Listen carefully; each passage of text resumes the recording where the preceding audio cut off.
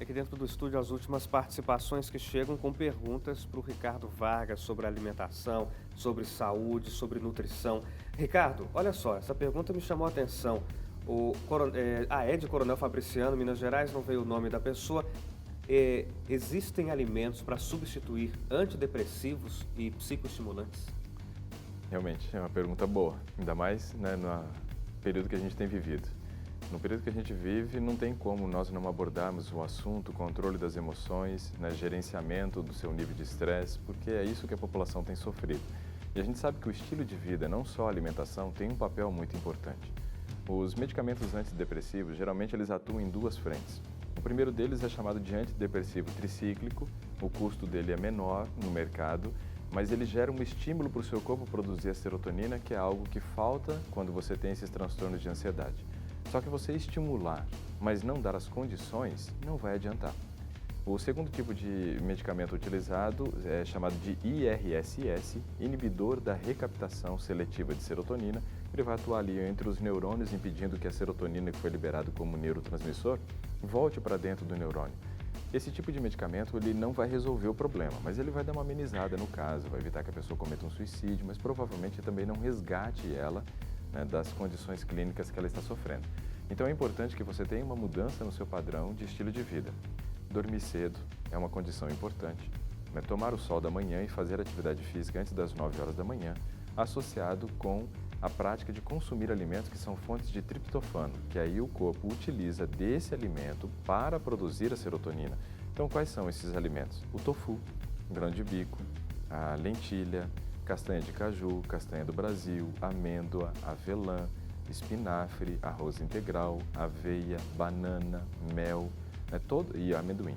Todos esses alimentos eles são fontes de triptofano e devem ser ingeridos em 2 horários, pela manhã, para que você tenha o suporte do triptofano para produzir a serotonina, e à noite, para que esse suporte de triptofano ajude na produção da melatonina, que é o hormônio do sono. Essa é uma condição para você produzir serotonina na manhã seguinte. Mas tudo isso precisa ser associado também com um intestino que funcione de maneira correta. Infelizmente, hoje eu não tenho tempo de trabalhar tudo isso, mas eu queria deixar 5 dicas rápidas aqui com relação ao funcionamento intestinal, que talvez seja o primeiro passo para quem quer melhorar, né, e controlar suas emoções. Primeiro, aumente a ingestão de fibras. Segundo, beba mais água. Terceiro, faça atividade física. Controle o teu horário de sono como quarto. E quinto, faça uma reposição de lactobacilos. Esses lactobacilos você vai encontrar na farmácia. E aí você vai procurar e dizer assim, olha, eu queria fazer uma reposição de lactobacilos. O farmacêutico vai te oferecer uma gama de produtos, você escolhe um deles, veja qual é o mais concentrado de todos aqueles produtos, e aí você escolhe e vai fazer essa reposição pelo menos uma vez ao ano. Tem pessoas que nunca fizeram, talvez até vale a pena fazer a cada 6 meses. Lembrando que cada vez que você tem diarreia, você perde todos os lactobacilos intestinais e precisa repor a sua microbiota novamente. E aí vale a pena fazer novamente o uso do lactobacilos. O Jean, de Passos, Minas Gerais, quer saber se é possível curar a gastrite por meio de alimentação. Tudo precisa ser avaliado, sabe? Porque talvez a gastrite dele não tenha uma correlação com o alimento em si. Existem basicamente 5 causas de gastrite, né? A primeira causa de gastrite, talvez a mais concentrada, né, de todas as pessoas que sofrem gastrite, seja a presença da bactéria chamada H. pylori ou Helicobacter pylori. Segundo aspecto interessante é você avaliar o fígado dessa pessoa. Se ela tiver, por exemplo, uma esteatose hepática ou até mesmo um cálculo na vesícula, isso também pode gerar um problema de gastrite. Precisa avaliar os alimentos que ela come. Alimentos muito ricos em proteína e gordura aumentam o tempo de permanência do alimento no estômago e faz a pessoa sofrer mais de gastrite. Um quarto aspecto, o controle das emoções dela. Isso é fundamental. Quanto maior o nível de estresse que ela sofra, mais ela estimula a produção de ácido no estômago e piora também os problemas da gastrite. E uma quinta causa seriam as pessoas que produzem pouco pepsinogênio, que vai virar pepsina e vai realizar o início do processo da digestão da proteína. Essas pessoas são chamadas de dispéptica, e isso faz com que ela também aumente o tempo de permanência do alimento no estômago, piorando os efeitos colaterais da gastrite.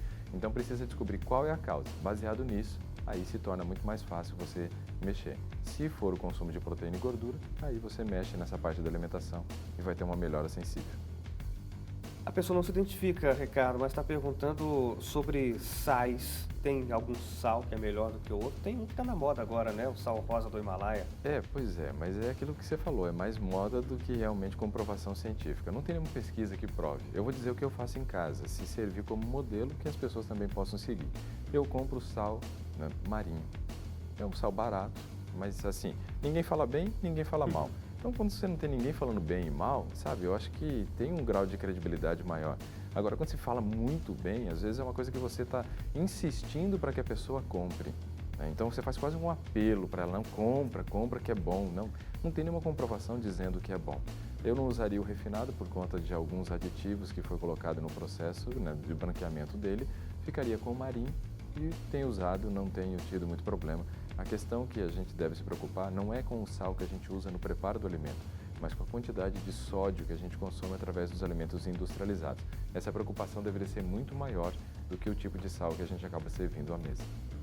Ricardo, para a gente fechar aqui, Daniel Picardo quer saber se chá de hibisco ajuda no emagrecimento. Para emagrecer, não, mas ele é um diurético, ele vai ajudar a pessoa a desinchar. Então, pode ser que na balança dê um resultado de redução de peso, mas isso não quer dizer que ele tenha mudado a composição corporal dele. Ele simplesmente conseguiu eliminar aquela água que estava retida no espaço intersticial, que é entre os tecidos e o vaso sanguíneo. Ali vai se acumulando, você vai gerando os edemas, então ele favorece justamente você eliminar o excesso de líquido que está retido fora da tua corrente sanguínea, mas não mexeria no peso. Para mexer peso, tem que mexer na estrutura da alimentação, praticar atividade física e sono. Pelo menos essas 3 coisas você precisa mudar se você pretende emagrecer.